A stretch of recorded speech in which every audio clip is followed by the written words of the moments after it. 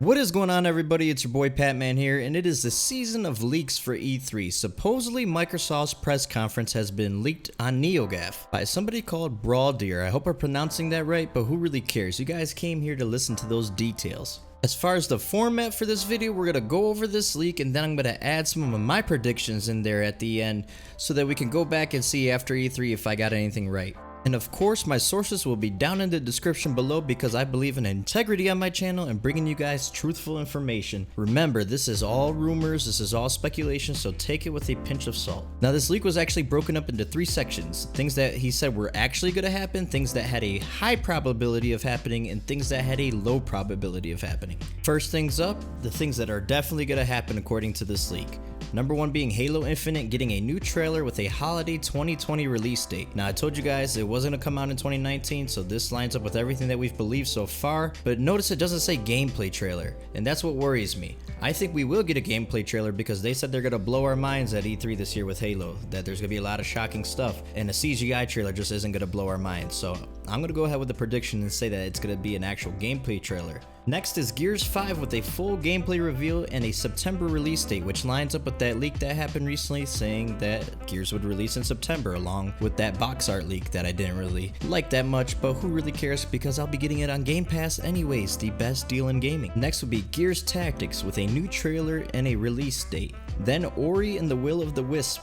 New trailer with a release date. Bleeding Edge, the new IP from Ninja Theory, the newly acquired Microsoft studio who did Hellblade, will be a cross-gen sci-fi game. Then The Outer Worlds from Obsidian Entertainment, another newly acquired Microsoft studio, with a new trailer and release date as well. Then the highly anticipated Cyberpunk 2077 from the Witcher developers CD Projekt Red, with a gameplay trailer and release window reveal. I cannot wait for that one. Then we got Age of Empires 4 with a gameplay reveal and a 2020 release date. A Fable reboot, tease for next-gen Fable game, but the game itself is exclusive to the next-gen Xbox, codenamed Scarlet, for likely release in 2021, so still a ways out. That one's really interesting. And that has of course been rumored for a while to be developed by Playground Games, who did the Forza Horizon series, but they have a whole nother team dedicated to Fable, and they have been hiring people from Rockstar, Rocksteady, a bunch of talent from around the industry to make this game. Then we have Sea of Thieves getting some new content announced. Then Battletoads, gameplay and release date. Then an information dump on Project xCloud, which is Xbox's streaming service that allows you to play your Xbox library of games on any device of your choosing. Then exciting next-gen information on the next-gen Xbox, Project Scarlet, codename Anaconda, codename Lockhart. We're gonna get a baseline of specs for that. And then finally, third-party games. Now this is where I kind of want to insert one of my predictions. Third-party games. Remember maybe a couple weeks ago, the creative director of Division 2 announced that he was really excited to be working on a new Splinter Cell game and that he couldn't wait for E3. Then Ubisoft said, whoa, that was just a joke for some reason. I think it wasn't a joke. I think they just didn't want people to,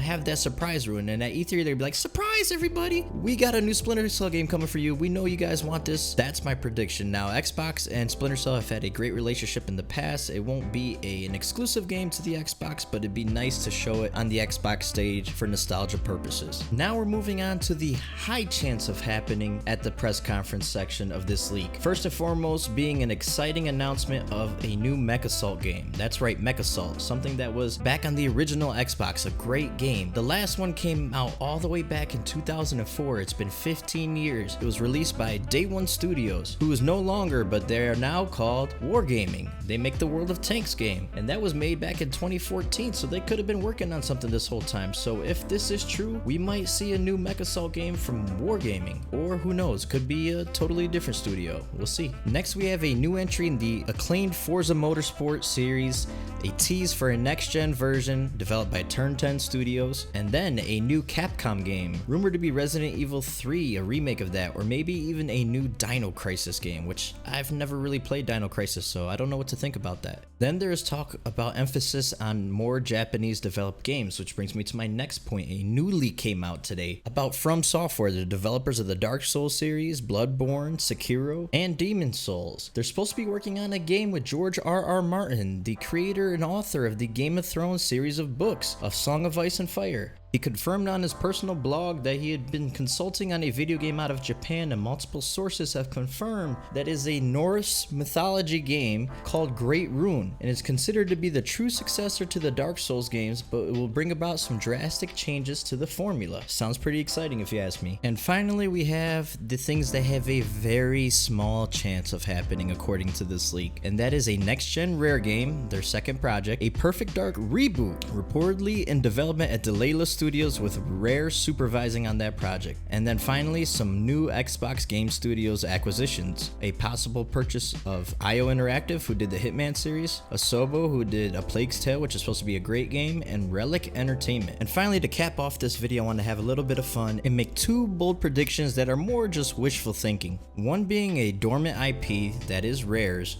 that I really want to see after the success of Crash Bandicoot and Spyro the Dragon. I would love to see Banjo-Kazooie make a return with either an anniversary edition made by a small studio or Banjo 3. And the other game I would love to see, and goes back to having some Japanese support, is from Team Ninja, Ninja Gaiden. I really miss the reboot from the original Xbox. Was a great game. I love those kind of hack and slash games, and it had a really good difficulty to it as well. It's very rewarding, almost like a Dark Souls. Ninja Gaiden 2 was pretty good, not a bad game, and Ninja Gaiden 3 was just trash, so it would be nice for Team Ninja to bring Ryu Hayabusa back and make a triumphant return. But I want to know what you guys want to see at E3 2019 from Microsoft. Comment down below, let me know. If this sounds like it was kind of disappointing to you, yeah, it was pretty predictable for a leak of a conference. I think Microsoft's gonna have a couple surprises. What do you guys think? Leave a like for me, because these videos take a really long time to make. Subscribe for me if you guys want to stay up to date on all your Xbox and Halo news. You know I got you covered for all of E3. I'm gonna be working hard for you guys. I appreciate all of you, and until next time, peace.